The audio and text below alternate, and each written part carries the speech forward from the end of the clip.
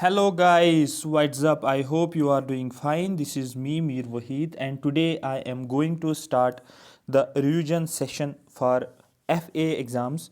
Economy का revision session है, ये मैराथन सेशन रहेगा। इसमें जो भी आपने अभी तक पढ़ा है उसी को हम रिवाइज करेंगे, आपके सिलेबस को। इसको आप अगर एक बार सुनोगे, सिर्फ सुनना ही है आपको, ध्यान से आप चीज़ों को रिकैप्चुलेट कर पाओगे। I am presenting this lecture series through WS Academy, one of the best platform for quality education. ठीक है, तो चलो हम पहले स्टार्ट करते हैं।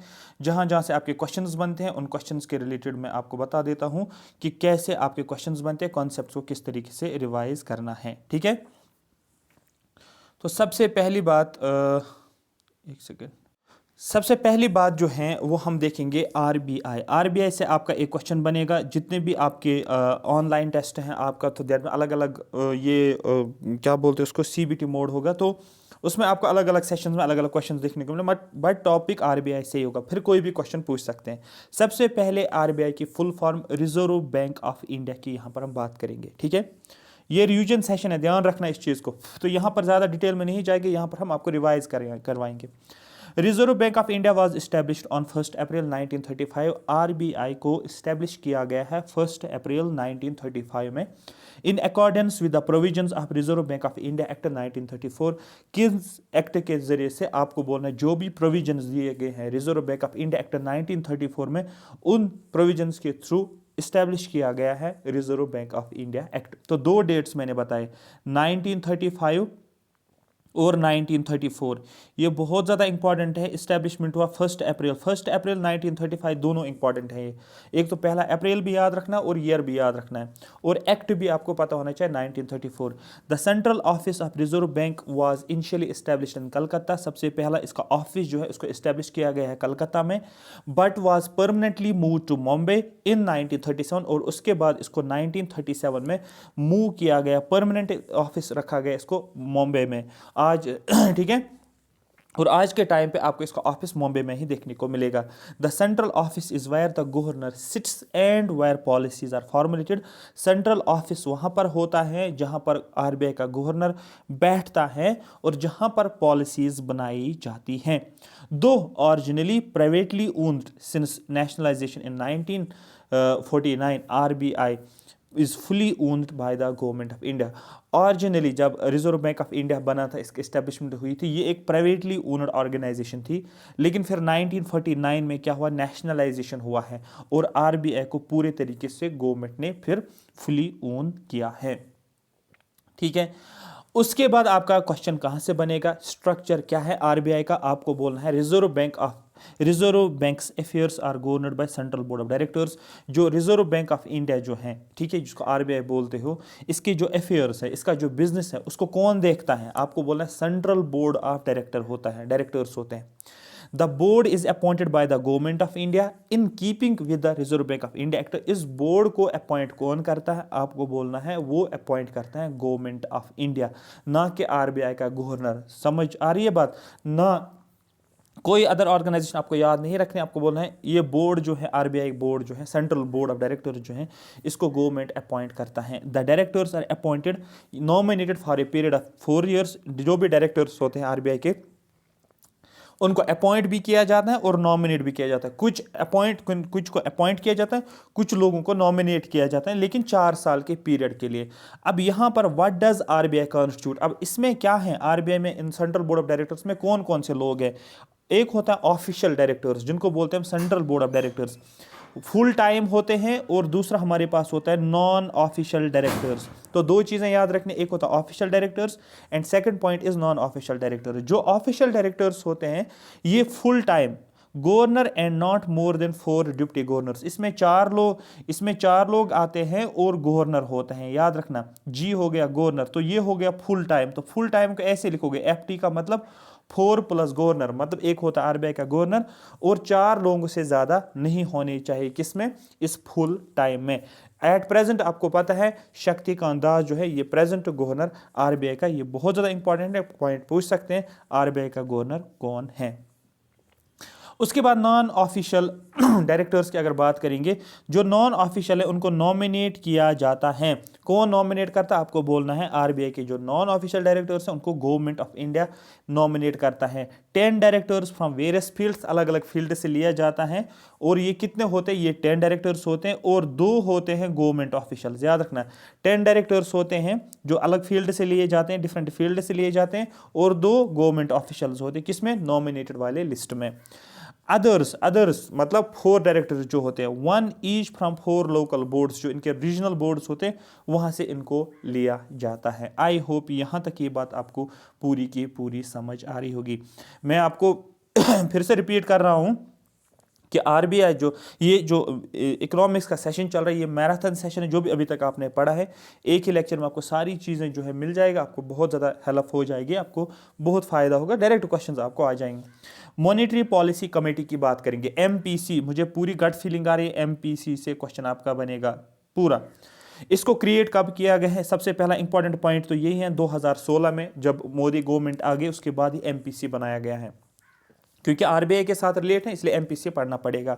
It was created to bring transparency and accountability in deciding monetary policy. जो भी आरबीआई की मॉनेटरी पॉलिसी होती है उस मॉनेटरी पॉलिसी में ट्रांसपेरेंसी का होना या अकाउंटेबिलिटी, मतलब कौन अकाउंटेबल, अगर कुछ हो रहा है, इन्फ्लेशन ज़्यादा हो रहा है या इन्फ्लेशन जो है कम हो रहा है, ठीक है, ये रेस्पॉन्सिबिलिटी, ये अकाउंटेबिलिटी किसके हाथ में दी जाती है, ये आरबीआई के हाथ में दी जाती है। वो अकाउंटेबल रहेगा, उसको जवाबदेह रहना पड़ेगा कि अगर इन्फ्लेशन बोला जाता है कि 4 ± 2, दैट मीन्स ये हो गया, आप बोल सकते हो 2 से 6 के आसपास, 2 से नीचे इन्फ्लेशन नहीं होना चाहिए, 6 से ऊपर नहीं होना चाहिए। अगर 7 हो गए इन्फ्लेशन रेट, 8 हो गया, 9 हो गया, 10 हो गए, तो अब उसके बाद क्या करना है, आरबीआई जो है, आरबीआई का गवर्नर वो अकाउंटेबल रहेगा। अकाउंटेबल मतलब यहाँ पर ये है कि उसको बताना पड़ेगा रीज़न कि इन्फ्लेशन क्यों बढ़ गया है 7% 8%, क्या ऐसा क्यों है, तो इसको जवाब देना पड़ेगा। तो इससे पहले ये नहीं था 2016 से पहले, लेकिन अब 2016 में जब मॉनेटरी पॉलिसी कमेटी आई है तो अब ये बन गया अकाउंटेबल। कॉन्सेप्ट समझ में आ गया।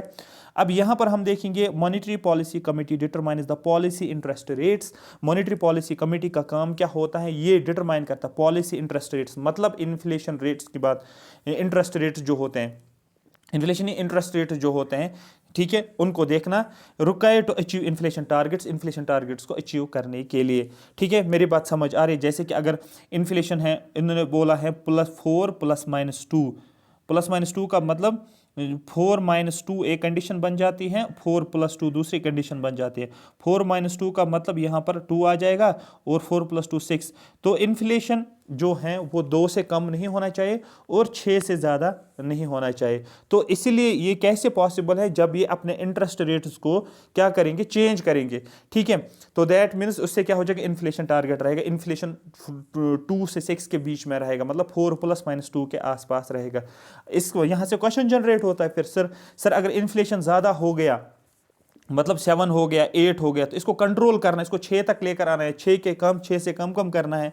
ठीक, कैसे करेंगे, आप बोलोगे सर इंटरेस्ट रेट जो है आरबीआई वो बढ़ा देगा। जब इंटरेस्ट रेट्स बढ़ा देगा आरबीआई तो क्या हो जाएगा, ठीक है, बैंक्स के पास कम पैसा रहेगा।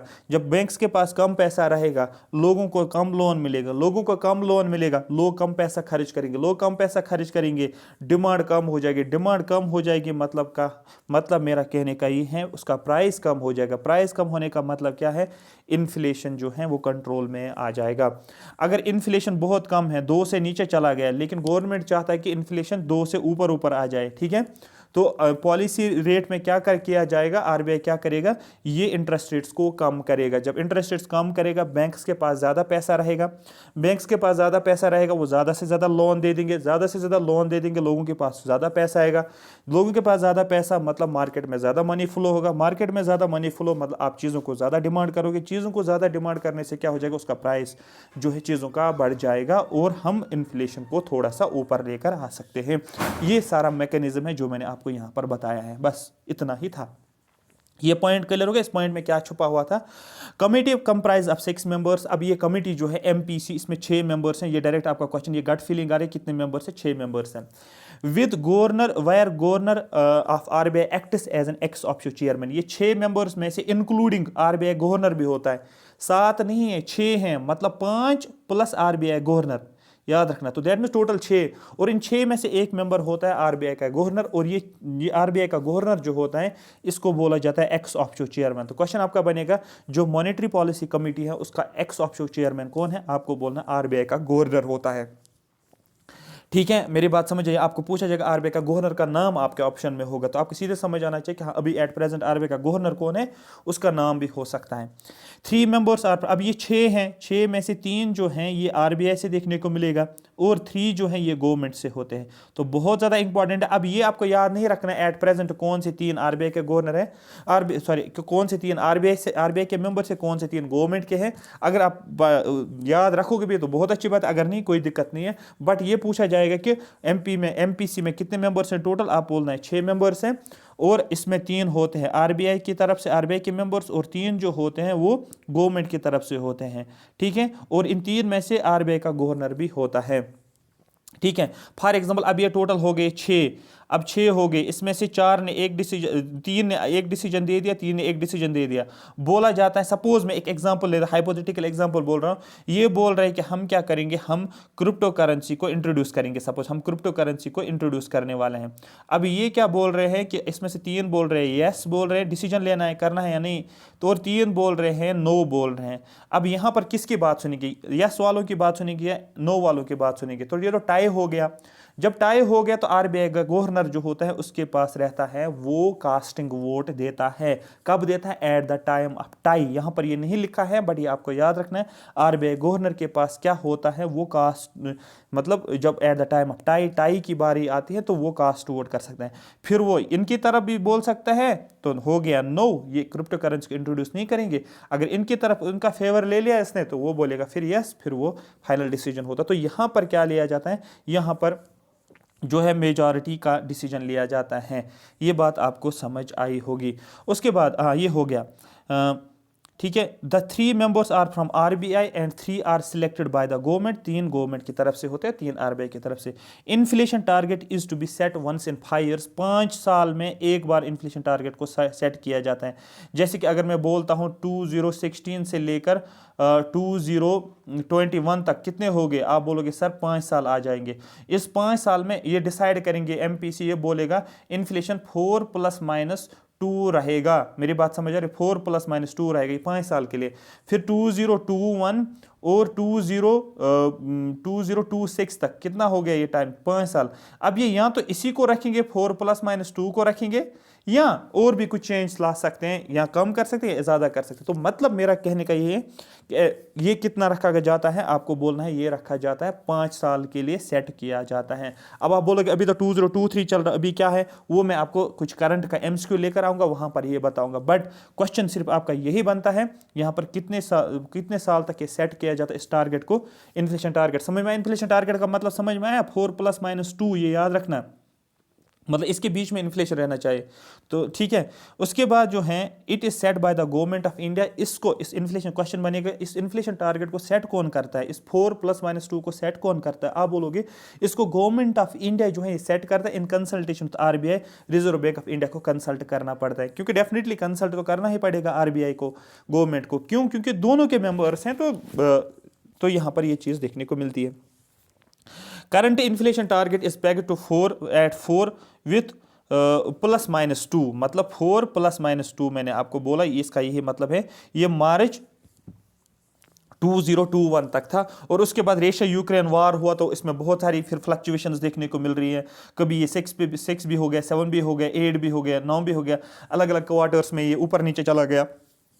फिर आरबीआई गवर्नर रीजंस बोल रहा था कि ऐसा क्यों हो गया, रशिया यूक्रेन वार हो गया या कोविड-19 हो गया, उसमें भी फ्लक्चुएशंस देखने को, ये मैं बताऊंगा एट प्रेजेंट जो होगा वो मैं आपको बताऊंगा एमसीक्यू के थ्रू। बट एट आपको याद रखना है 5 साल के लिए 4 ± 2।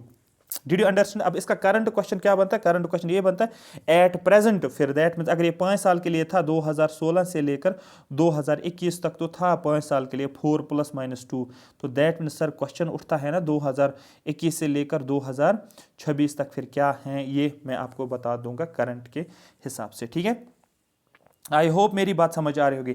यहां से भी आपका एक डायरेक्ट क्वेश्चन बनता है सीधे, इंपॉर्टेंट पब्लिकेशंस, कौन कौन से पब्लिकेशंस है, कौन कौन से रिपोर्ट्स जो आरबीआई पब्लिश करता है। जैसे कि यूएनडीपी भी रिपोर्ट पब्लिश करता है, वर्ल्ड बैंक भी रिपोर्ट पब्लिश करता है, आईएमएफ भी रिपोर्ट्स पब्लिश करता है। इसी तरीके से रिजर्व बैंक ऑफ इंडिया के भी कुछ रिपोर्ट्स हैं जो ये पब्लिश करते हैं। एक है फाइनेंशियल स्टेबिलिटी रिपोर्ट, याद रखना फाइनेंस पैसों के रिलेटेड है, पैसों में स्टेबिलिटी आना, तो इस तरीके से आप लिंक कर सकते हो। तो फाइनेंशियल स्टेबिलिटी रिपोर्ट एक report published by RBI, which question पूछेगा which of the following report is published by RBI, या which of the following report is not published by RBI. ये तीन ऑप्शंस दिए होंगे, फिर डी ऐसा होगा जो और कुछ होगा, तो आप उसको क्रॉस करोगे, ये आरबीआई ये नहीं करता है पब्लिश, ठीक है। तीन का याद रखना, financial stability report, monetary policy, देखो मैंने आपको मॉनेटरी पॉलिसी कमेटी पढ़ाई है, तो आप बोलोगे मॉनेटरी पॉलिसी रिपोर्ट भी फिर आता है, report on financial review, financial review के ऊपर। ये तीन क्वेश्चंस जो तीन जो है रिपोर्ट्स हैं, ये आपको टिप्स पे होने चाहिए, ठीक है। Financial stability, monetary policy, report on financial review. I hope यहाँ तक ये आपका टॉपिक आरबीआई का कवर हो गया। अब डिटेल में हम थोड़ा सा जाएंगे आरबीआई के फंक्शंस पे, जहाँ से आपको बीच में से क्वेश्चन भी निकाला जा सकता, बट ये इसका कोर था जो आपको समझना था। आई होप यहाँ तक आपको मेरी बात समझ आ रही होगी। अगर आपको ये पूरा समझ में आ रहा है तो लाइक भी करो और सब्सक्राइब भी करो। मैं आपको 3 सेकंड्स देता हूँ, सबसे पहले आप लाइक करो, तब तक मैं थोड़ा सा पानी पी लेता हूँ। तो लाइक आप करो, जल्दी थम्स अप करो आप।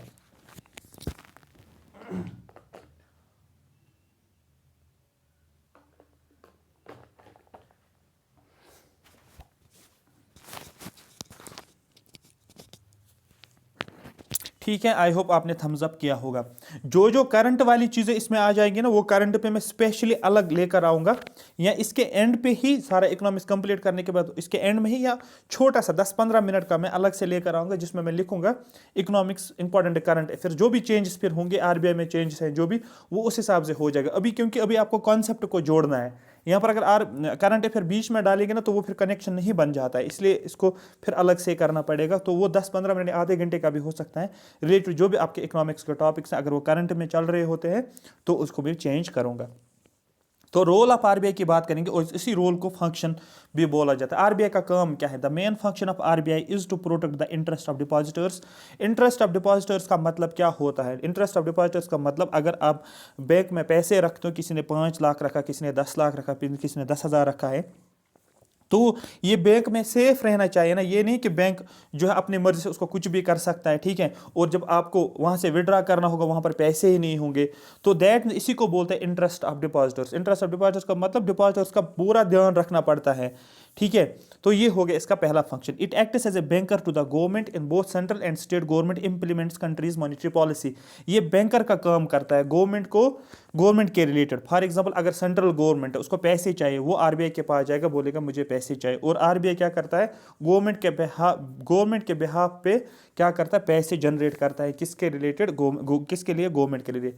और सिर्फ सेंट्रल गवर्नमेंट नहीं, स्टेट गवर्नमेंट भी क्या करता है? उसको पैसे चाहिए होता है, वो क्या करता है? वो आरबीआई के पास चला जाता है, और आरबीआई क्या करता है? स्टेट गवर्नमेंट के बिहाफ पे, या बैंक्स जो होते हैं, ये क्या करता है? ये गवर्नमेंट को पैसा देता है।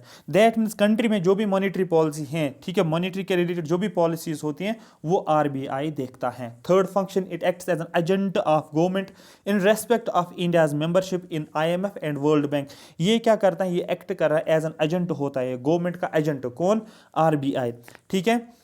किस में आपको बोलना है? जो इंडिया की मेंबरशिप होती है आईएमएफ में, और जो इंडिया की मेंबरशिप वर्ल्ड बैंक में होती है, वो आरबीआई वहां पर प्रेजेंट होता है, और रिप्रेजेंट किसको करता है? आपको बोलना है इंडिया की मेंबरशिप को रिप्रेजेंट करता है to perform various developmental functions. बिल्कुल ये कीवर्ड्स आपको यहां पर जहन में रखना है। RBI also handle the borrowing programs of the government. Government को बारोइंग्स अगर करनी है, फॉर एग्जांपल किसी और बैंक से पैसा लेना होता है, या कहीं और से बाहर से पैसा लेना होता है, किसी और कंट्री से, ठीक है, तो बारोइंग प्रोग्राम्स जो भी जितने भी होते हैं वो आरबीआई हैंडल करता है, किसके रिलेटेड? गवर्नमेंट के लिए। बैंकिंग रेगुलेशन एक्ट 1949, ठीक है, gives powers to RBI to regulate banking sector. तो एक एक्ट पास किया गया है जिसको बोलते हैं बैंकिंग रेगुलेशन एक्ट, ठीक है। और ये रेगुलेशन एक्ट आया 1949 में, और आपको पता है 1949 में आरबीआई को नेशनलाइज भी किया गया है। और बैंकिंग रेगुलेशन एक्ट 1949 ने पावर दिया है आरबीआई को, किस related? To regulate banking sector सारे बैंकिंग सेक्टर पे ये नज़र रखेगा। रेगुलेट करना मतलब बैंक्स जितने भी इंडिया में बैंक्स हैं वो किस तरीके से फंक्शन कर रहे हैं, वो कितना रिपो रेट है, रिवर्स रिपो रेट है, SLR मेंटेन करके रखते हैं, किस तरीके से इन्फ्लेशन को कंट्रोल करना है, ये सारी चीज़ें जो होती हैं ये RBI को दिया गया है।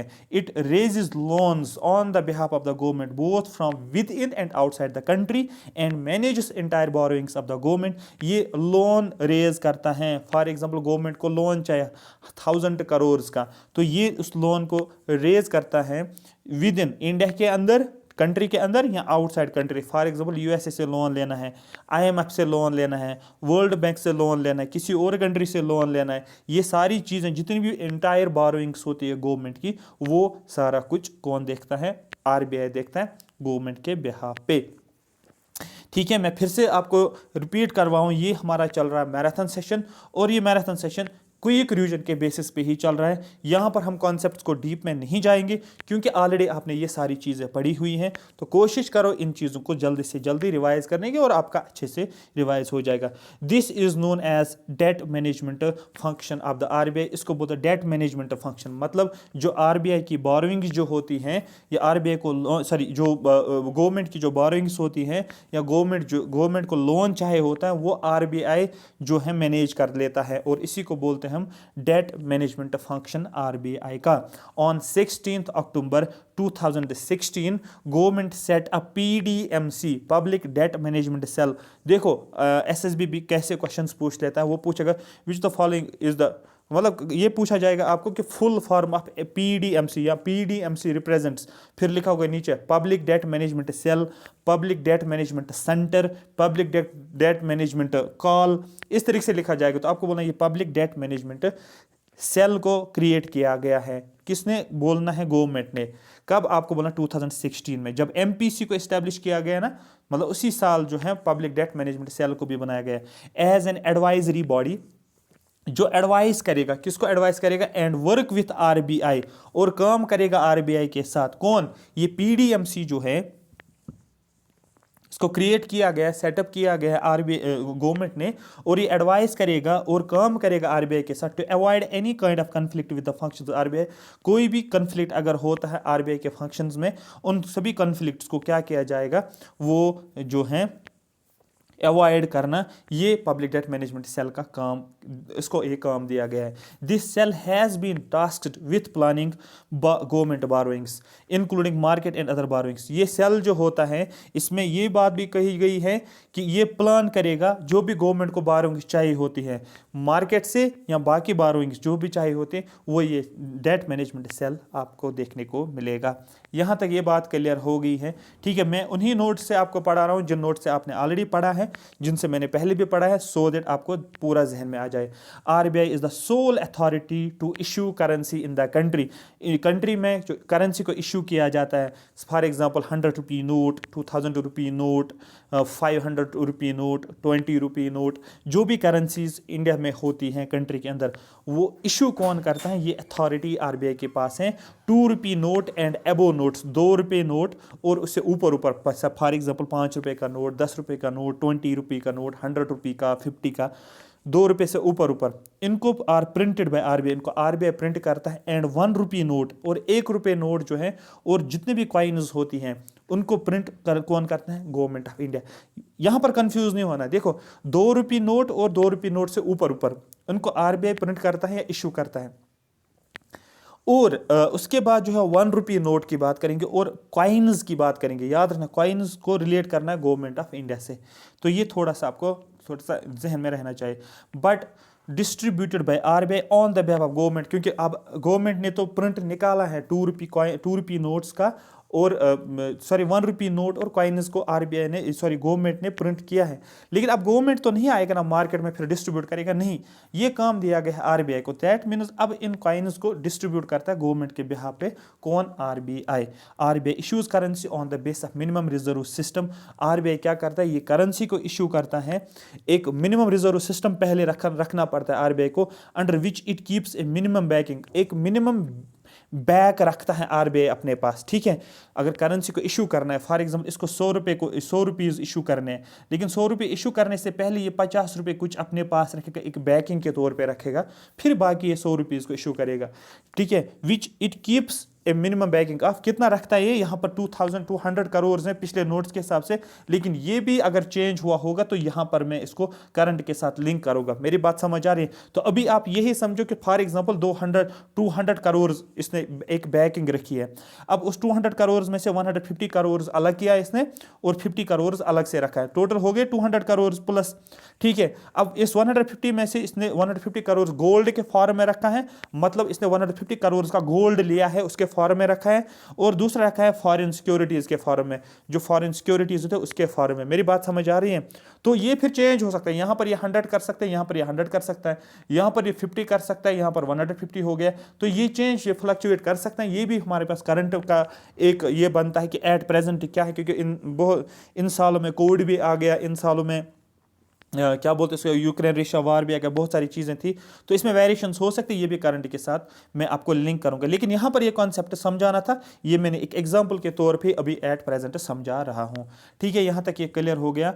अब यहाँ पर जो है मिनिमम रिजर्व रेशियो, क्वेश्चन पूछ सकते हैं आपको, सॉरी मिनिमम रिजर्व सिस्टम जो है, मिनिमम रिजर्व सिस्टम MRS याद रखना, क्वेश्चन पूछ सकते हैं कि RBI जो है वो क्या बोलते हैं उसको, जब करेंसी की इशू करता है वो कुछ बैकिंग रखता है, किस सिस्टम के जरिए से, आपको बोलना है मिनिमम रिजर्व सिस्टम। और इस मिनिमम रिजर्व सिस्टम को 1960s में लाया गया है by replacing the proportional reserve system. बहुत ज़्यादा इंपॉर्टेंट है, किसको क्वेश्चन ऐसे बनेगा आपको, ठीक है। RBI has replaced minimum reserve system, has replaced proportional reserve system by which one of the following, आपको बोलना है PRS को रिप्लेस किया गया है MRS से, that is proportional reserve system जो है इसको रिप्लेस किया गया है 1960s में, और किसको लाया गया है, minimum reserve system. Under which इस प्रोपोर्शन रिजर्व सिस्टम में क्या किया गया, under which government keeps banking of, और इसमें क्या रखा जाता है, क्योंकि ये उस टाइम का है, उस टाइम में इस तरीके से रखा जाता था, under which government keeps banking of 2/5 of the gold. इसमें क्या किया जाता है, जितना भी फॉर एग्जाम्पल अगर 100 रुपीज़ ले जाते हैं और इस 100 में से 2/5 का मतलब होता है 5 2s are 10 और 0, मतलब जो होता है 40 जो होता है, आप बोल सकते हो 40% जो होता है वो गोल्ड के फॉर्म में और फॉरेन सिक्योरिटीज़ के फॉर्म में, दोनों मिलकर, और 3/5 को रुपी कॉइन्स में रखा जाता था। तो क्वेश्चन यहाँ पर आपका सीधे बनेगा कि प्रोपोर्शनल रिजर्व सिस्टम को रिप्लेस किया गया है मिनिमम रिजर्व सिस्टम में, और प्रोपोर्शनल रिजर्व सिस्टम में गोल्ड और फॉरेन करेंसी का लिया गया है और कॉइन्स को लिया गया है, रुपी कॉइन्स को लिया गया है। लेकिन मिनिमम रिजर्व सिस्टम में एक फॉरेन करेंसी के फॉर्म में लिया जाता है और गोल्ड के फॉर्म में लिया जाता है, वहां पर आपको रुपी कॉइन्स के फॉर्म में नहीं बोला जाता है। मेरी बात समझ आ रही है? तो ये इस तरीके से डिफरेंशिएट करना है आपको। Reserve bank of India RBI is a banker to the government and it is the guardian legal responsibility of money market and banking system. बहुत ज़्यादा इंपॉर्टेंट है, बहुत बहुत ज़्यादा इंपॉर्टेंट है ये वाला पॉइंट। RBI जो है ये बैंकर होता है बैंक्स के लिए। फॉर एग्जांपल अगर मैं for example Jammu Kashmir bank की बात करूंगा और इस जम्मू कश्मीर बैंक में फॉर एग्जांपल कुछ इश्यूज आ गए, कुछ प्रॉब्लम्स आ गई, बैंक के पास पैसा नहीं है, बैंक के पास फॉर एग्जांपल 1000 करोड़ था, लेकिन अब इसने 1000 करोड़ लोन पे दिया। 1000 करोड़ में से फॉर एग्जांपल इसने 6000, ठीक है, 6000 करोड़ जो है 6K करोड़ जो है इसने लोन पे दिया है, लेकिन लोग विड्रा करने लगे। ये 1000 करोड़ जो है ये लोगों का पैसा है, लोग विड्रा करेंगे, लेकिन RBI के पास तो 4000 करोड़ ही है, 4000 करोड़ ही है, सॉरी 4000 करोड़ नहीं, 400 करोड़, और यहां पर 600 करोड़ 400 करोड़ ही है। लेकिन RBI के पास कितना होना चाहिए, कितना होना चाहिए 1000 करोड़, क्योंकि लोग विड्रा कर रहे हैं, लेकिन इसने इसमें से इस 1000 करोड़ में से 600 करोड़ लोन में दिया है। लेकिन अब RBI को परेशानी हो जाएगी, लोग तो मानेंगे नहीं, लोग स्ट्राइक पे आ जाएंगे, तो RBI क्या कर, JK बैंक क्या करेगा, ये आ जाएगा RBI के पास, बोलेगा भाई मेरी हेल्प करो, अभी मैं दिक्कत में हूँ, मेरी हेल्प करो, और RBI जो होता है ये इसको हेल्प करेगा। तो इस तरीके से बोला जाता है ये बैंकर होता है बैंक्स का, मतलब बैंक्स को पैसे चाहिए होते हैं तो RBI के पास चले जाते हैं। तो मनी मार्केट का गार्डियन होता है, पैसे जहां पर हम बात कर रहे हैं, और बैंकिंग, पूरे बैंकिंग सिस्टम का। Did you understand? अगर आपको यहाँ पर ये समझ आ रहा है बोलो yes sir, yes sir, yes sir, हमें अच्छे तरीके से समझ आ रहा है, सो दैट मैं आप जो है लाइक करो और चैनल को सब्सक्राइब भी करो और इसको आप शेयर भी करना। उसके बाद आगे चलेंगे। आप एक काम करोगे, इस लेक्चर को एक ही फ्लो में आप देखो, बिल्कुल आराम से सुनते जाओ। आप कुछ नहीं करना है, कुछ मैं नहीं बोलूँगा, लिखना नहीं है आपको कुछ, ये रिवीजन है, लिखना नहीं, सिर्फ सुनना है और अपने माइंड के साथ ये बोलना है कि आगे मैं क्या बोलने वाला हूँ। खुद रिवाइज करो, आंखें बंद करके भी रिवाइज कर सकते हो आगे क्या क्या है, क्या क्या है, सो आपका माइंड जो है काम करना शुरू कर देगा। RBI is the custodian of foreign exchange reserve of the country and enjoy sole authority to manage forex. जो फॉरेन एक्सचेंज रिजर्व होते हैं, जिसको फॉरेक्स आप बोलते हो, फॉरेक्स मतलब क्या होता है? एक ऐसा रिजर्व जहां पर आपको डॉलर्स आपको आ जाते हैं, जहां पर आपको यन होता है, जहां पर आपको बहुत सारी करेंसीज, फॉरेन करेंसीज होती है, तो इसका एक क्या रखा जाता है, एक बास्केट होता है। अब ये सारा किसके अंडर रहता है? आपको बोलना है इस फॉरेन, ये आरबीआई के अंडर रहता है। सारी अथॉरिटी जो होते हैं फॉरेक्स एक्सचेंज रिजर्व की, ये आरबीआई ही मैनेज करता है। Did you understand? बस इतना ही आपको याद रखना है। अब क्वेश्चन है सर, ये फॉरेक्स रिजर्व ऑफ इंडिया क्या है? आपको बोलना है foreign currency assets of hard currencies. ठीक है, इसमें हार्ड करेंसीज आती हैं, इसमें गोल्ड आता है। फॉर एग्जाम्पल मैंने क्या लिया, मैंने फॉरेक्स लिखा, ये मैंने लिखा है इसमें, ये हो गया फॉरेक्स। अब इस फॉरेक्स के अंदर क्या रखूंगा मैं? आप बोलोगे सर आप तो रखोगे foreign currencies, for example dollars मैंने रखा, यन मैंने रखा, यूएन मैंने रखा, या मैंने रखा पाउंड, मैंने रखा पाउंड स्टर्लिंग, ठीक है, या मैंने रखा चाइनीज़ की करेंसी मैंने रखी, तो जापानीज़ की करेंसी तो रखा मैंने। गोल्ड मैंने इसमें रखा, ठीक है, गोल्ड के फॉर्म में मैंने एक रिजर्व रखा। स्पेशल ड्राइंग राइट्स, और ये एसडीआर किसकी करेंसी होती है? ये कोई स्पेशल करेंसी नहीं है, ठीक है, तो ये आईएमएफ के रिलेटेड है, जिनको बोलते हैं स्पेशल ड्राइंग राइट्स। और ये स्पेशल ड्राइंग राइट्स क्या है? ये आईएमएफ का है, और ये भी इसमें रख सकता है in the form of foreign exchange reserve. ये बहुत ज़्यादा इंपॉर्टेंट है। और जनरली अगर आरबीआई अगर इसमें फॉरेक्स एक्सचेंज रिजर्व में 100 रुपये रखा गया है, इस 100 रुपये में से 95 रुपीज़, एग्जाम्पल के तौर पर समझो, 95 रुपीज़ ये किस में रखता है? हार्ड करेंसी में। 95, 96, 97 तो जनरली हार्ड करेंसीज में ही होता है। अब आप बोलोगे सर हार्ड करेंसी क्या है? हार्ड करेंसी का मतलब होता है कि हार्ड करेंसी क्या होती है? इंक्लूड्स एक्सेप्टेबल एवरीवेयर, जिस करेंसी को हर जगह पर एक्सेप्ट किया जाता है। फॉर एग्जाम्पल डॉलर ले लो, इसको यूएसए में भी एक्सेप्ट करते हैं, चाइना में भी एक्सेप्ट करते हैं, हर किसी कंट्री में एक्सेप्ट किया जाता है। ये बन गई एक example hard currency. Can be used to fix any transaction, कोई भी ट्रांजेक्शन अगर करनी होती है, अगर आप Indian currency, suppose hard currency नहीं हम ले लेंगे,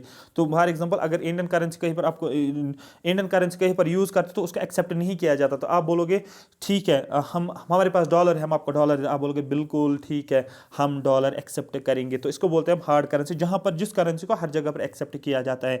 जैसे कि आप किसी इंस्टीट्यूशन में जाते हो, आप कोर्स ले लेते हो, और फिर वहाँ पर आप क्या करते हो कि उनको बोलते हो कि हमारे पास जो है हमारे पास कार्ड है, कार्ड स्वाइप करना है और हम आपका फ़ी दे देंगे। वो बोलेंगे हम कार्ड को एक्सेप्ट नहीं करेंगे। दैट मीन्स आप बोलोगे फिर क्या? फिर वो बोलेंगे आप हमें कैश दे दो, तो कैश वो एक्सेप्ट करेंगे। एक एग्जांपल के तौर पे आप बोलोगे ये कैश जो मेरे पास है ये हार्ड करेंसी है। मेरी बात समझ आ रही है? एक एग्जांपल के तौर पे मैंने समझा, मतलब जिसको एक्सेप्ट किया जाता है। यूएस डॉलर की बात करेंगे, ब्रिटिश पाउंड की बात करेंगे इस हार्ड करेंसी में, जापानीज येन, ठीक है, यूरोपियन यूनियन यूरो, तो ये सारी चीज़ें हार्ड करेंसी में आता है। क्वेश्चन है एसडीआर, एसडीआर पे भी क्वेश्चन बनता है। एसडीआर की full form special drawing rights, ये किसका है? आपको बोला ये आईएमएफ का है। इसका बैकग्राउंड देखो, लेट 1960s में क्या हुआ? डॉलर्स की शॉर्टेज होगी, डॉलर जो थे उनकी कमी होगी, ठीक है। Gold hard currencies in the world, अब क्या बने, क्या रहा पूरे वर्ल्ड में, क्या देखने को मिल रहा है? अब ज़्यादातर गोल्ड और बाकी हार्ड करेंसीज देखने को मिलते हैं, लेकिन डॉलर्स नहीं है, ठीक है। वाई यूएस वाई, ऐसा क्यों हुआ? ऐसा क्यों डॉलर्स की शॉर्टेज क्यों हुई है? क्योंकि डॉलर किन की करेंसी? आप बोलोगे यूएससी करेंसी है। तो ये यूएस उस टाइम इसमें इसके साथ एंगेज था, जो वियतनाम वार हुआ था, तो वियतनाम के साथ वार हुआ, तो इसकी वजह से रीजन ये बना कि इसका इम्पैक्ट ये पड़ा, शॉर्टेज हो गई डॉलर्स की। अब शॉर्टेज हुई डॉलर्स की, उससे क्या हो गया? आप बोलोगे price of gold was coming down, gold का प्राइस कम हो गया, क्योंकि डॉलर, देखो डॉलर का प्राइस कम होना, यहाँ पर उसका इम्पैक्ट आप देखो, डॉलर का प्राइस कम होना, डॉलर की शॉर्टेज होने का मतलब इसका इम्पैक्ट देखने को मिला, गोल्ड का प्राइस कम होता गया। और जब गोल्ड का प्राइस कम होता गया, extraction of gold from mines was becoming costly. Definitely अगर हम एक्सट्रैक्ट करते हैं, गोल्ड माइंस को एक्सट्रैक्ट करते हैं, वहाँ पर बहुत ज़्यादा खर्चा आता है, वो कॉस्टलियर बन जाता है। और यहाँ से हम देखते हैं गोल्ड का प्राइस कम होता जा रहा है, क्या वो एक्सट्रैक्शन करेंगे? आप बोलोगे नहीं सर हम एक्सट्रैक्शन नहीं करेंगे। एक एग्जाम्पल से मैं फिर से समझाऊंगा। आप क्या करते हो? आप राइस कल्टिवेशन करते हो, और आपको पता है मुझे 1 लाख रुपये राइस को मिलता है, ठीक है। लेकिन जब आप इसको फॉर एग्जांपल वार अगर चल रहा है तो आप इसको राइस को मार्केट में लेकर जाओगे, लेकिन यहाँ पर इसका प्राइस कम हो गया, आपको क्या मिलता है, आपको सिर्फ 60,000 रुपीज़ ही इसको मिलता है। लेकिन आपको कितना लगा, आपको 1 लाख रुपए लगा इसकी प्रोडक्शन करने में, लेकिन आपको इसका प्राइस क्या हो गया, इसका कॉस्ट क्या हो रहा है, इसको मार्केट में इसका कॉस्ट कम हो रहा है। मुझे बोलो क्या आप प्रोडक्शन करोगे, आप बोलोगे बिल्कुल हम प्रोडक्शन करेंगे ही नहीं, क्योंकि जितना हमने खर्चे इस पर लगाया है प्रोडक्शन करने में उससे कम हमें मार्केट में मिल रहा है। इसी को बोला जाता है डॉलर का प्राइस जब कम हो गया तो गोल्ड का प्राइस जो है ऑटोमेटिकली कम हो गया, और एक्सट्रैक्शन जो है गोल्ड की वो उसका कॉस्ट जो है वो बढ़ता जा रहा है। All this collectively resulted international liquidity crunch, जिसकी वजह से शॉर्टेज आ गई, ठीक है, क्राइसिस देखने को मिलता है। आप शॉर्ट में देखो इंटरनेशनल लेवल पे ए टाइम, ठीक है, when cash resources wire in short supply and demand is high, और यहाँ पर डिमांड बहुत ज़्यादा थी लेकिन कैश का सप्लाई जो था, शॉर्ट सप्लाई जो देखने को मिल रही थी, मतलब उस टाइम पे डिमांड ज़्यादा देखने को मिल रही थी लेकिन सप्लाई कम हो रही थी। ऐसे आप समझो राइस की डिमांड बढ़ती जा रही है, जैसे कि मैंने अभी बोला आपको कि 1 लाख का राइस प्रोड्यूस किया गया है, यहाँ से राइस की डिमांड बहुत ज़्यादा है, लोग बोलते हैं हमें राइस चाहिए, लेकिन प्रोडक्शन वाले प्रोडक्शन ही नहीं कर रहे। क्यों नहीं कर रहे? क्योंकि उनका कॉस्ट जो हो रहा है प्रोडक्शन का वो बढ़ता जा रहा है। तो दैट एग्जैक्टली सेम वहाँ पर भी हुआ था। उस टाइम पे क्या हो रहा था, सप्लाई कम हो रही थी। क्या ये प्रोडक्शन वाले सप्लाई करेंगे राइस? नहीं करेंगे। एग्जैक्टली यहाँ पर भी सप्लाई कम हो रही थी लेकिन डिमांड ज़्यादा देखने को मिल रही थी। उससे क्या हो गया, consumers are charged higher interest rates on loans, और कंज्यूमर्स को जो है उनको चार्ज क्या हो रहा था, इंटरेस्ट, जो वो लोन्स लेने जा रहे थे उनके ऊपर काफ़ी ज़्यादा इंटरेस्ट रेट लगने लगा। मेरी बात समझ आ रही है? There was a fear of world trade coming to still stand. World trade चल रहा था, ठीक है, एक कंट्री दूसरे कंट्री से ट्रेड कर रहा था, लेकिन जब ये प्रॉब्लम हो गई थी, यूएस की करेंसी का फॉल होने लगा, तो दैट मीन्स क्या होने लगा, तो देखने को मिल रहा है कि वर्ल्ड लेवल पे वर्ल्ड ट्रेड में इंपैक्ट देखने को मिला है। ए सिचुएशन और a condition on which there is no movement और एक्टिविटी एट ऑल, मतलब कोई भी अब ट्रेड नहीं होगा क्योंकि सप्लाई जो हो ही नहीं रही है तो ट्रेड होगा नहीं। ऐसे ही आप समझो कि राइस कल्टीवेशन हो रही थी और आपको राइस मिल रहा था, आप रोज़ खाते थे खाना, लेकिन अब उसकी प्रोडक्शन नहीं हो रही थी। क्या आप मार्केट से खरीद पाओगे? क्या आप कहीं पर बेच सकते हो? नहीं बेच सकते हो। इसी को बोला जाता है कि ऐसी सिचुएशन आ गई जिसकी वजह से मूवमेंट जो है, एक्टिविटी जो है कंप्लीटली हाल्ट पे देखने को मिल रहा है। Countries decided to create notional currency, तो यहाँ पर अब डिसाइड किया गया है चलो अगर डॉलर हमारे पास नहीं, एक कोई करेंसी तो जनरेट करनी पड़ेगी जो अभी फ़िलहाल हम इस्तेमाल करेंगे, जिसको वाइडली एक्सेप्ट किया जाएगा, सो दैट हम चीज़ों को खरीद सकते हैं या हम बिजनेस को और कंटिन्यू कर सकते हैं। Which was allotted on the base of Kota of a country with IMF, और इस नोशनल करेंसी को किस बेसिस पे इंट्रोड्यूस किया गया है? कोटा के बेसिस पे। कौन सी कंट्री कितना कोटा देती है? फॉर एग्जाम्पल अगर हमने बनाया IMF, इसमें से फॉर एग्जाम्पल 5 रुपये चाइना ने, फॉर एग्जाम्पल 15 रुपये USA ने रखा, फॉर एग्जाम्पल 10 रुपये जो है इंडिया ने रखा, फॉर एग्जाम्पल 4 रुपये जो है किसी और कंट्री ने रखा, मतलब ये कंट्री का कोटा डिसाइड करेगा इस IMF के अंदर। This currency is called as SDR, इसको SDR के नाम से जाना जाता है। और ये कौन सी करेंसी है? ये नोशनल करेंसी है, बहुत ज़्यादा इंपॉर्टेंट है। Also named as paper gold, और JK-SSB अब ऐसे क्वेश्चन बनाएगा। SDR इज ए करेंसी, आप इस तरीके से आप बोल सकते हो, आप बोलोगे IMF की करेंसी टिक करोगे। दूसरा क्वेश्चन आपको बनेगा SDR is also known as paper gold, आप बोलोगे पेपर गोल्ड है, इस तरीके से आप बोलोगे, ठीक है।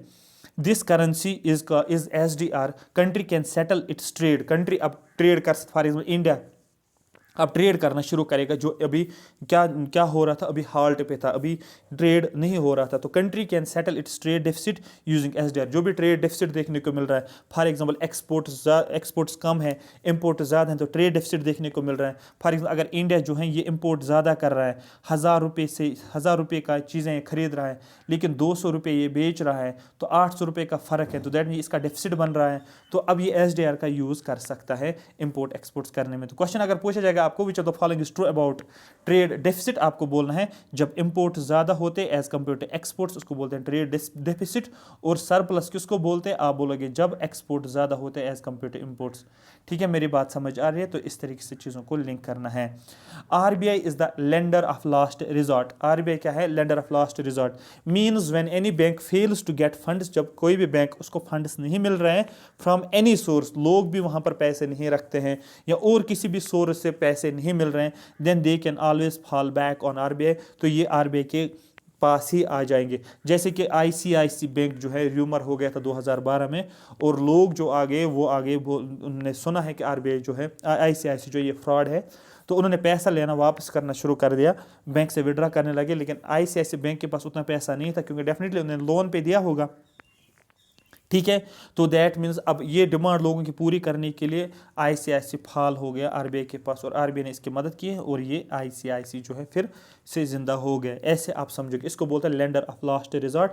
फाइनली ये किसके पास आ जाता है? बैंक के, आरबीआई के पास आ जाता है।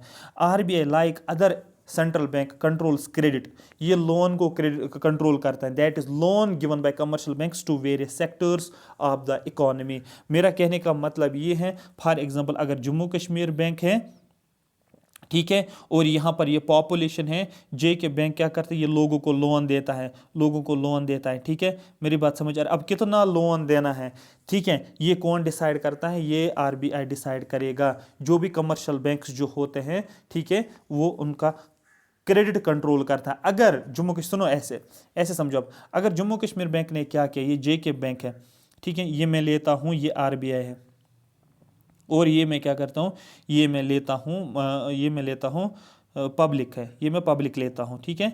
अब पब्लिक कहाँ पर जाएगी? बैंक के पास। बैंक के पास क्यों जाएगा? मुझे पैसा चाहिए। जे के बैंक क्या करेगा? जे के, एक सेकंड, जे के बैंक इसको लोन दे देगा, ठीक है। जे के बैंक क्या करेगा? ये इसको लोन देगा। तो दैट मीन्स जब इसके पास लोन पैसा आ जाता है ज़्यादा, ये मार्केट में ज़्यादा से ज़्यादा खर्च करेगा। मार्केट में ज़्यादा खर्च करने से क्या हो जाएगा? चीज़ों का प्राइस जो है वो बढ़ जाएगा। प्राइस बढ़ने से क्या हो जाएगा? डिमांड जो है वो बढ़ जाएगी। डिमांड जब है बढ़ जाएगी तो क्या हो जाएगा? इन्फ्लेशन हो जाएगा, ठीक है, इन्फ्लेशन हो जाएगा। तो दैट मीन्स अब इस इन्फ्लेशन को, ये किस पे बेस्ड था? ये क्रेडिट पे बेस्ड था, क्योंकि इसने लोन जो दिया था वो 5% इंटरेस्ट रेट पे दिया था, तो सारे लोग लोन ले रहे हैं जेके बैंक से। अब यहाँ पर लेकिन इससे इंपैक्ट क्या पड़ा? इससे इन्फ्लेशन हो गया, चीज़ें महंगी हो गई। लेकिन आरबीआई क्या करेगा? आरबीआई क्या करेगा?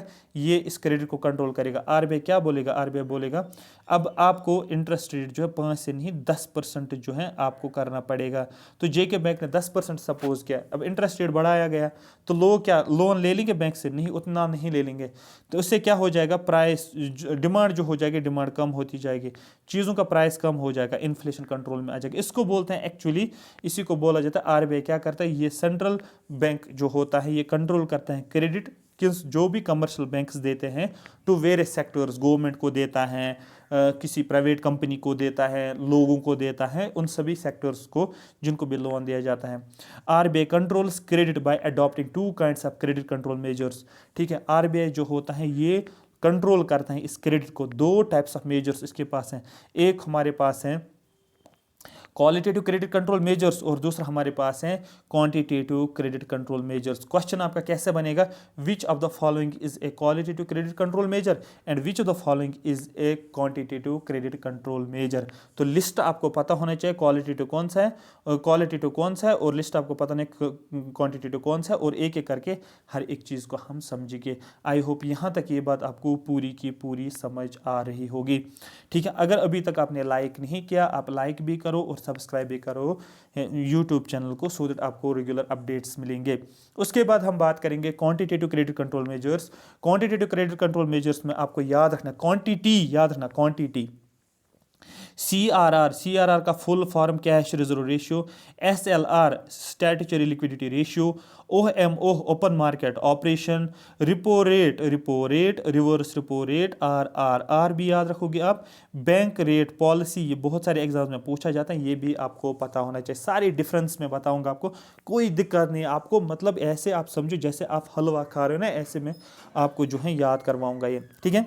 कंफ्यूजिंग है ये थोड़ा सा, ये कॉन्सेप्ट है, बट याद रखने के लिए थोड़ा सा कन्फ्यूजन होता है कि सर फिर बैंक रेट और रिपो रेट में फ़र्क क्या है, क्योंकि ये दोनों एक जैसे दिख रहे हैं, लेकिन एक इसमें कीवर्ड होता है जिस कीवर्ड को आपको पकड़ के अपना ऑप्शन ठीक करना होता है, ठीक है। आई होप आपने सब्सक्राइब किया होगा, चैनल को लाइक भी किया होगा। जब ये सेशन कंप्लीट हो जाएगा आप कमेंट्स लिखोगे, और कमेंट्स में कम से कम 1000 कमेंट्स आने चाहिए।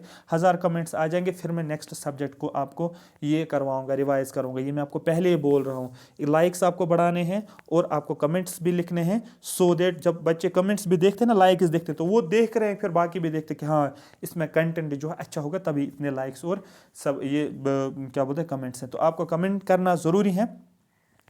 तो उसके बाद मैं आपको नेक्स्ट सब्जेक्ट का ये कंटिन्यू करूँगा, ठीक है। तो इसीलिए हम आगे चलेंगे कैश रिजर्व रेशियो। ये मैं कौन से टूल्स पढ़ा रहा हूँ, ये ऐसे टूल्स हैं जिनको बोला जाता है क्वांटिटेटिव, क्वांटिटी, ठीक है, क्वालिटी अलग होती है, क्वांटिटी। जैसे मैं आपको कंटेंट दे रहा हूँ, बहुत ज़्यादा कंटेंट मैंने दिया, क्योंकि मैंने क्वांटिटी आपको दी, लेकिन आपको मैंने अच्छे से कॉन्सेप्ट दिया, अच्छे से नोट्स दिए जिनसे क्वेश्चंस आते हैं, तो वो बन गया क्वालिटी वाली चीज़ें। तो आ रही समझ, इस तरीके से आप चीज़ों को क्वालिटी और क्वांटिटी समझ आएगा। लेकिन अब यहाँ पर CRR का मतलब क्या होता है, cash reserve ratio.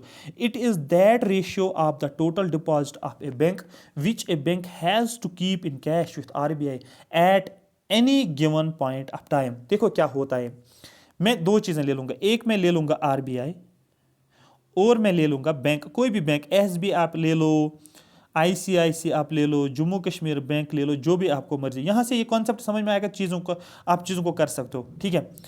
It is the ratio of the total deposit of a bank. For example bank के पास 100 रुपीज़ हैं, ये टोटल डिपॉजिट आ गया बैंक के पास। अब ये बैंक के पास कहाँ से आएगा डिपॉजिट, हम लोग जाएंगे ना बैंक में पैसा रखेंगे तो बैंक के पास डिपॉजिट आएगा, विच a bank has to keep, ठीक है।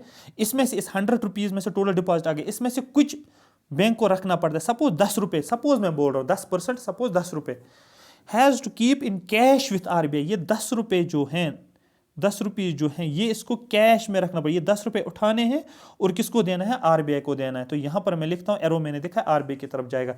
अब इसके पास क्या बचेगा, इसके पास 90 बचेगा।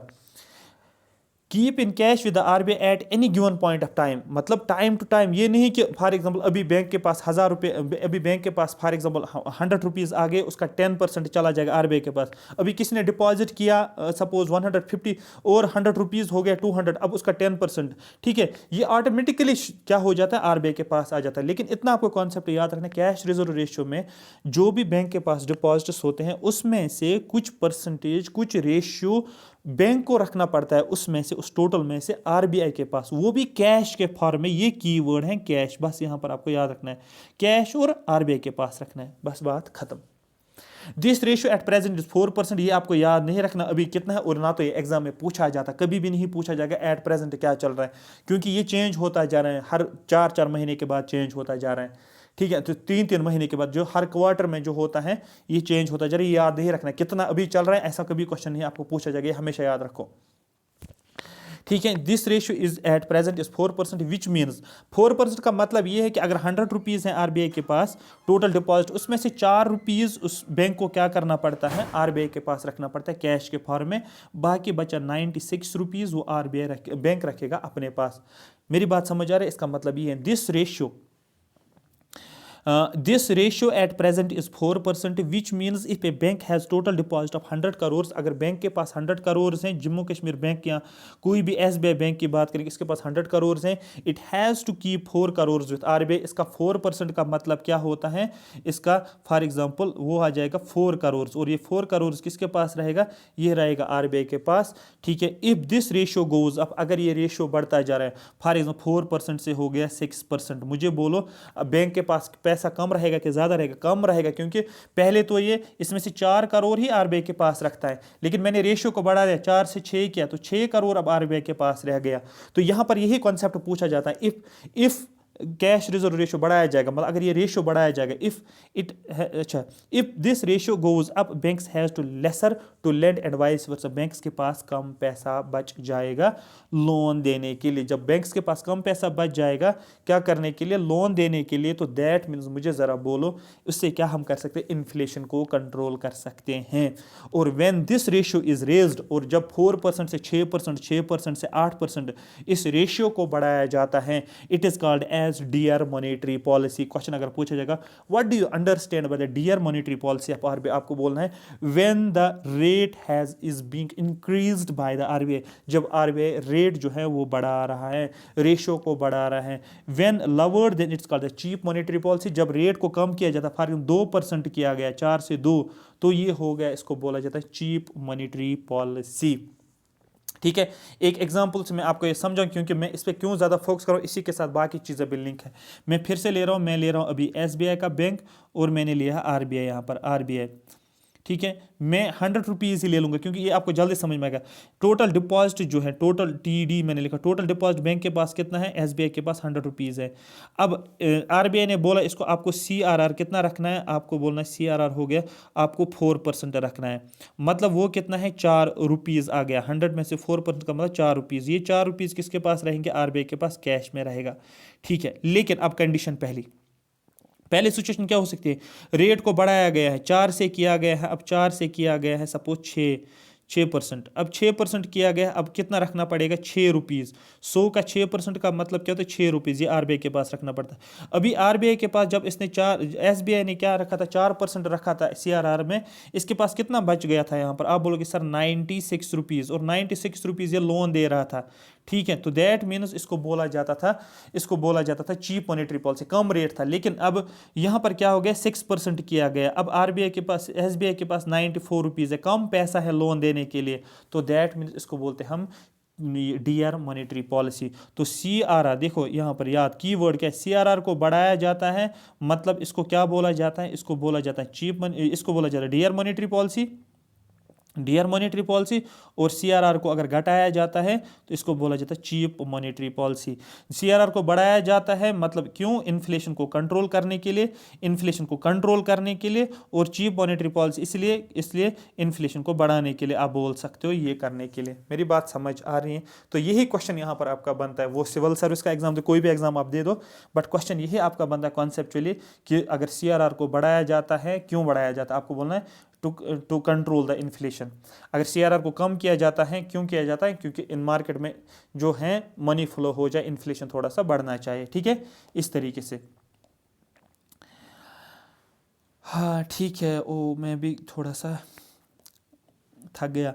ठीक है, चलो आगे चलते। जनरली CRR में be raised during the period of high inflation. CRR को कब बढ़ाया जाता है, जब इन्फ्लेशन ज़्यादा होती है। एंड में बी लवर्ड, और इसको कम किया जाता है जब इकोनॉमिक स्लो डाउन होता है। मतलब चाहते हैं, मतलब मैं ये बोलूँगा इकोनॉमिक स्लो डाउन के टाइम पे CRR को कम किया जाता है, सो दैट बैंक के पास ज़्यादा पैसा रहे। बैंक के पास ज़्यादा पैसा रहने से वो ज़्यादा से ज़्यादा लोन दे लोगों को, जिससे लोग ज़्यादा डिमांड करेंगे चीज़ों की और उसका प्राइस बढ़ जाएगा, हम स्लो डाउन से बाहर आ जाएंगे।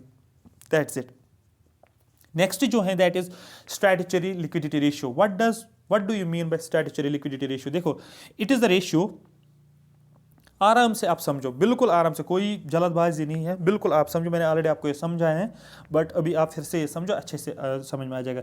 This is a ratio of total deposit of a bank. ये रेशियो होता है जितना भी बैंक के पास टोटल डिपॉजिट है, जैसे बैंक के पास कितना था अभी 100 rupees, which it has to maintain with itself. अब ये इसको खुद के पास रखना है। ठीक है, 100 रुपीज़ जितना भी टोटल डिपॉजिट था बैंक के पास, ये हो गया RBI और ये हो गया SBI के पास सपोज टोटल डिपॉजिट जो है 100 रुपीज़ है। इस 100 रुपीज़ में से कुछ पार्ट इसको रखना है, 5 रुपीज़ 10 रुपीज़ जितना भी है अपने पास रखना है। ठीक है, अभी RBI के पास नहीं रखना, in the form of liquid funds comprise of cash. ये 10 रुपीज़ या 5 रुपीज़ आप कैश के फॉर्म में रख सकते हो, मेनली गवर्नमेंट सिक्योरिटीज़, लेकिन ज़्यादातर गवर्नमेंट सिक्योरिटीज़ में रखा जाता था। तो क्वेश्चन आपको बनेगा कि स्टैट्यूटरी लिक्विडिटी रेशियो किसके पास रखा जाता है? आपको बोलना स्टैट्यूटरी लिक्विडिटी रेशियो जो होता है ये बैंक अपने पास ही रखता है। जो भी टोटल डिपॉजिट्स होते हैं बैंक का, उसका कुछ पार्ट अपने पास रखता है। ये कैश में भी रख सकता है और यहाँ गवर्नमेंट सिक्योरिटीज़ में भी रख सकता है। अब यहाँ पर मेनली गवर्नमेंट सिक्योरिटीज़ में क्यों रखा जाता है, इसके पीछे एक रीज़न, बड़ा रीज़न है, क्योंकि गवर्नमेंट सिक्योरिटीज जो होती है उस पर उसको इंटरेस्ट भी मिलता है। तो एक तो ये CRR SLR भी मेंटेन करके रखता है, SLR भी मेंटेन करके रखता है, और दूसरा उसको इंटरेस्ट भी मिलता है। ठीक है, लेकिन अगर ये कैश में रखता है तो कैश में तो उसको इंटरेस्ट तो मिलेगा नहीं, क्योंकि ये उसका अपना ही पैसा है, बैंक को अपना ही पैसा मतलब जो इसके पास डिपॉजिट थे। लेकिन अगर ये CRR के फॉर्म में रखता है, इसमें रखता है गवर्नमेंट सिक्योरिटीज, तो गवर्नमेंट सिक्योरिटीज उसको गवर्नमेंट इंटरेस्ट भी देता है। तो फायदा ही फायदा है ना, इसी को बोलते हैं एक तीर से दो शिकार। This ratio presently is 19.5, which means banks have to invest 19.5% of their total deposit in government securities. तो ये क्या करता है, ये टोटल डिपॉजिट क्या करता है, फॉर एग्जाम्पल बैंक के पास 100 रुपीज़ था और इसमें 19% क्या रखना पड़ता है, SLR। तो ये क्या करेगा, SLR इस 100 में से क्या करेगा, 19 रुपीज़ लेकर आएगा, और ये 19 रुपीज़ में क्या खरीदेगा ये गवर्नमेंट सिक्योरिटीज़ खरीदेगा गवर्नमेंट से। और ये गवर्नमेंट सिक्योरिटीज़ क्या करेगा, किस अकाउंट में डाल देगा, आप बोलोगे SLR में रखेगा, क्योंकि गवर्नमेंट को इसने लोन दिया है, गवर्नमेंट को लोन दिया है तो वहाँ से गवर्नमेंट सिक्योरिटीज़ मिली है, और इस गवर्नमेंट सिक्योरिटीज़ डेफिनेटली इसको इंटरेस्ट भी मिलेगा, क्योंकि अगर गवर्नमेंट ने इसने सिक्योरिटीज़ लिए, गवर्नमेंट को वापस भी लेना है ये, तो इस पर इंटरेस्ट भी देता है गवर्नमेंट उसको इंटरेस्ट भी देता है।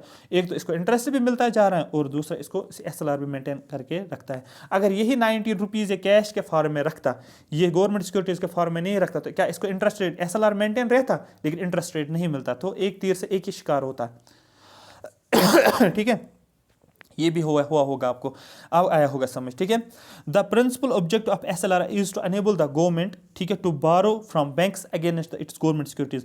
मेन रीजन ये है कि SLR में क्यों बोला जाता है कि आप गवर्नमेंट सिक्योरिटीज में रखो, इसके पीछे रीजन है कि गवर्नमेंट के पास एक जरिया रहता है कि वो बारो कर सकता है बैंक से, क्योंकि बैंक्स को SLR रखना है। तो SLR अगर गवर्नमेंट फॉर एग्जाम्पल अगर 100 करोड़ हैं SBI के पास, और इसको रखना है सपोज 20%, इसको क्या रखना है, SLR मेंटेन रखना है, तो दैट मीन्स वो हो गया 20 करोड़। वो 20 करोड़ का क्या करता है, ये लेता है गवर्नमेंट सिक्योरिटीज, और गवर्नमेंट सिक्योरिटी, ये 20 करोड़ किसको मिलेगा, ये गवर्नमेंट को मिलता है, लेकिन ये बैंक क्या करता है, ये एज एन SLR रखता है, और इन 20 करोड़ को बैंक को ये इंटरेस्ट भी मिलता है।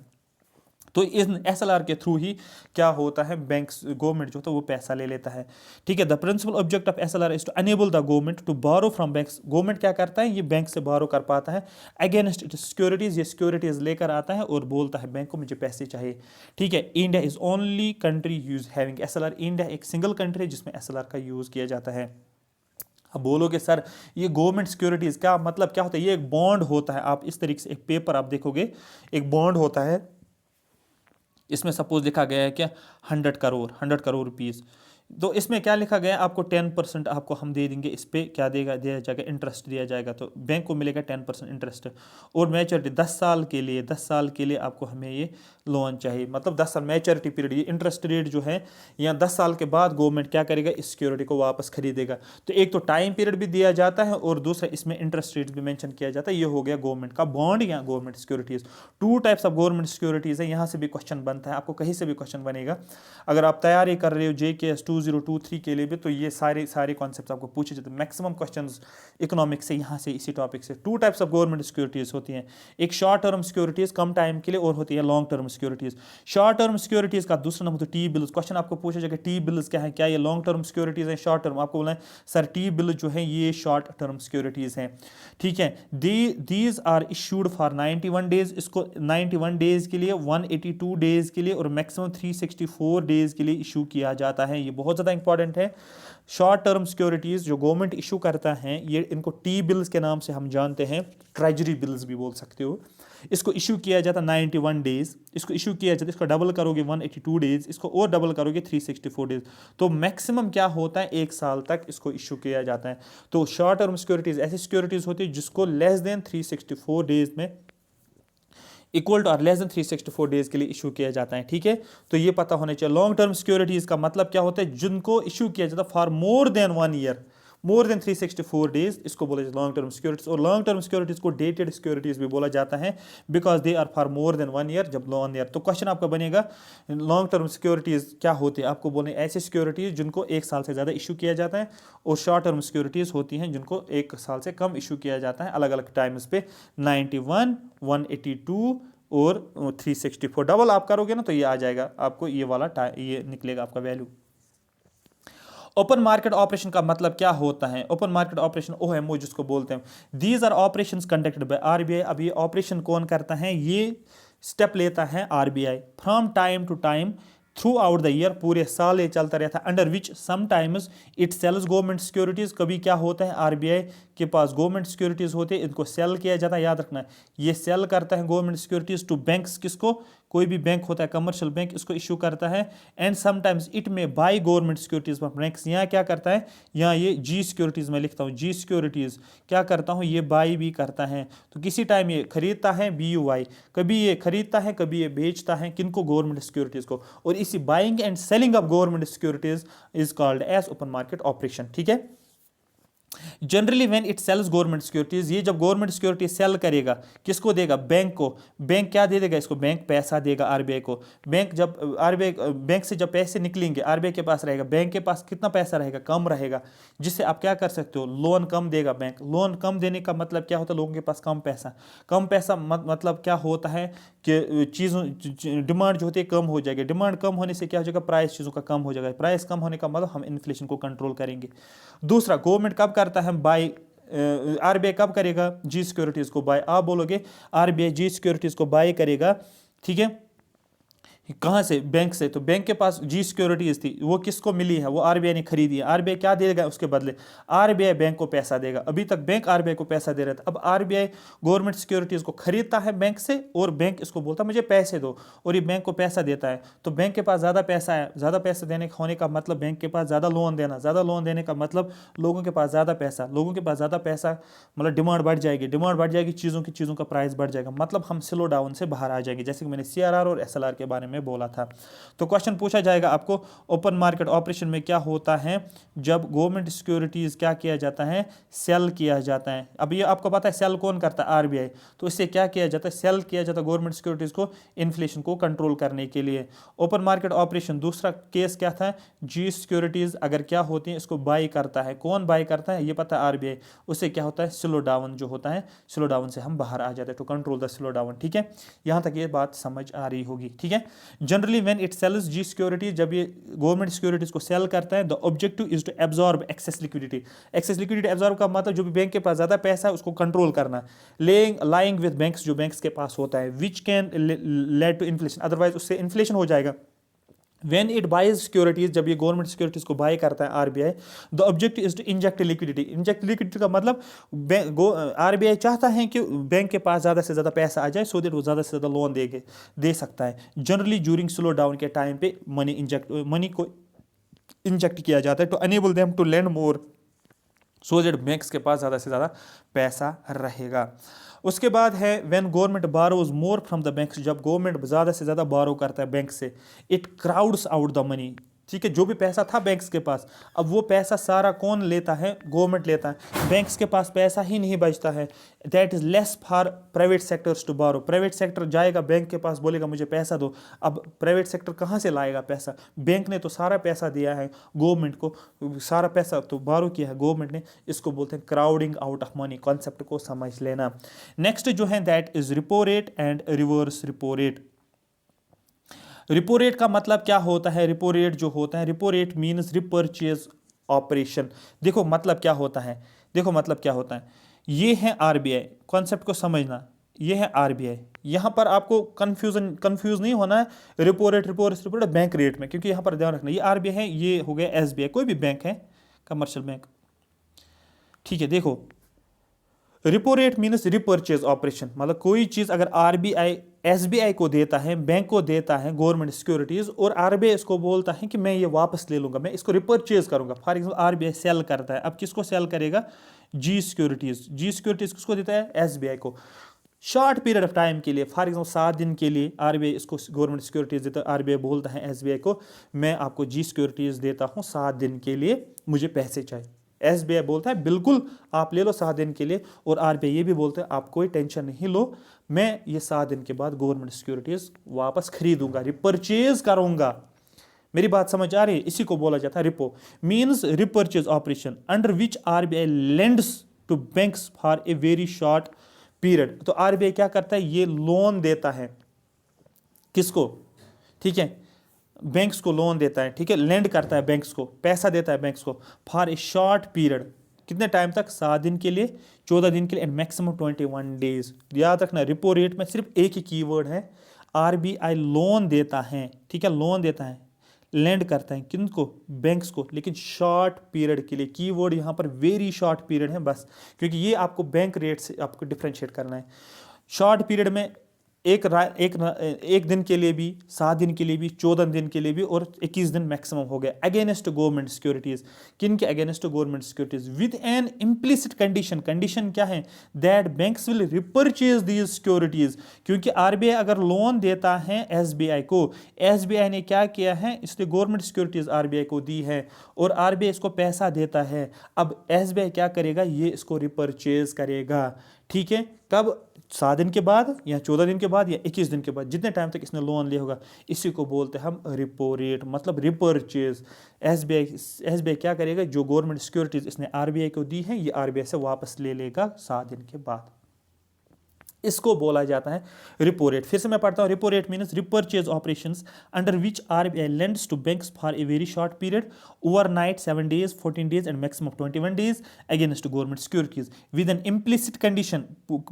ये कंडीशन बताई जा रही है that banks will repurchase the securities, banks इन सिक्योरिटीज को वापस खरीदेंगे आफ्टर दैट पीरियड, 7 दिन के बाद, 14 दिन के बाद या 21 दिन के बाद। The prevailing repo rate is 6% at present. Suppose इस पीडीएफ के हिसाब से 6% अंडर रिवर्स रिपो रेट। ठीक है, लेकिन रिवर्स रिपो रेट में क्या होता है? Banks lend to the RBI.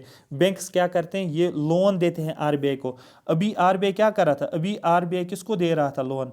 आप बोलोगे सर अभी आरबीआई बैंक को दे रहा था। ठीक है, लेकिन अब क्या करता है? बैंक लेंड करता है, लोन देता है किसको? आरबीआई को। आरबीआई इसको क्या करेगा?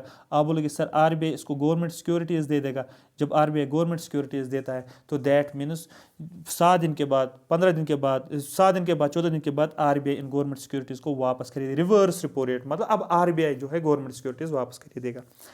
तो यही लिखा गया है in reverse repo rate banks lend to the RBI. Banks जो है ये पैसा देते हैं आरबीआई को for a very short period. ठीक है, रिपो रेट और रिवर्स में एक कीवर्ड यूज होता है शॉर्ट पीरियड, मतलब very short period. Against government securities, किसके अगेंस्ट लोन दिया जाता है? गवर्नमेंट सिक्योरिटीज के बदले, with an implicit condition that RBI will repurchase the securities. Condition के थ्रू कि आरबीआई इन सिक्योरिटीज को वापस खरीदेगा आफ्टर दैट पीरियड, उस टाइम के बाद। आई होप यहां तक आपको रिपो रेट और रिवर्स रिपो रेट समझ आया होगा। These operations are carried out by the RBI to adjust short-term liquidity, ठीक है, with the bank under RBI's liquidity adjustment facility. तो ये ऑपरेशंस क्यों आरबीआई कंडक्ट करता है? ये इसलिए किया जाता है जो भी शॉर्ट टर्म लिक्विडिटी प्रॉब्लम आ जाती है बैंक को, ठीक है, उसको क्या करना? उसको फैसिलिटेट करना, इसलिए इसको लाया गया है। और किस मैकेनिज्म के थ्रू? आपको एक फैसिलिटी, लिक्विडिटी एडजस्टमेंट फैसिलिटी, जिसको आरबीआई का लाफ मैकेनिज्म भी बोलते हैं, जिसमें लिक्विडिटी को एडजस्टमेंट करना। आप इस तरीके से बोल सकते हो कि बैंक्स को पैसों की जरूरत पड़ती है शॉर्ट पीरियड के लिए, तो आरबीआई के पास चला जाता है। आरबीआई को पैसे चाहिए होते हैं, वो बैंक से पैसा ले लेता है for short period of time. These bought securities can not be include SLR. तो यहां पर फॉर एग्जांपल देखो, ये बैंक है, क्वेश्चन ये बनता है, ये डायरेक्ट क्वेश्चन बनता है, इसलिए मैं यहां पर फिर से एक्सप्लेन कर रहा हूं। ये है आरबीआई। आरबीआई बैंक के पास गया और बैंक को दिया जी सिक्योरिटी, 100 करोड़ की जी सिक्योरिटी।